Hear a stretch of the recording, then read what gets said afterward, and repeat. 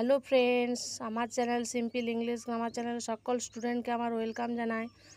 আজ আমি তোমাদের ফর্ম অফ ভার্বস নিয়ে বলবো। ফর্ম অফ ভার্বস মানে হচ্ছে ভার্বের ফর্ম। তো কয়েকটা সেন্টেন্সের মাধ্যমে তোমাদের আমি বোঝাবো। তো সেন্টেন্সগুলো প্রথমে পরিচয় করা যাক। প্রথমেই আসছে he is dash a letter. Right, wrote না রাইটিং হবে? তো এক্ষেত্রে রাইটিং হবে, কারণ এটা present continuous tense. We did not go dash to we did not go to Kolkata yesterday. যেহেতু এটা ইয়েস্টারডে আছে সেই জন্য ডিড নটের পর গো বসেছে, কারণ কারণ পাস্টের পরে সাধারণত ভার্বের প্রেজেন্ট ফর্ম বসে।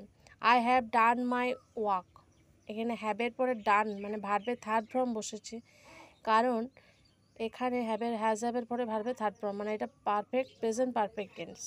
তারপর শেষে আসছি ইউ হেল্প মি অলওয়েজ, এটা প্রেজেন্ট টেন্স, কারণ এটা সর্বদাই বলেছে। তো আজকে এই পর্যন্ত, খুব শীঘ্রই দেখা হচ্ছে একটা নতুন ভিডিওর সাথে।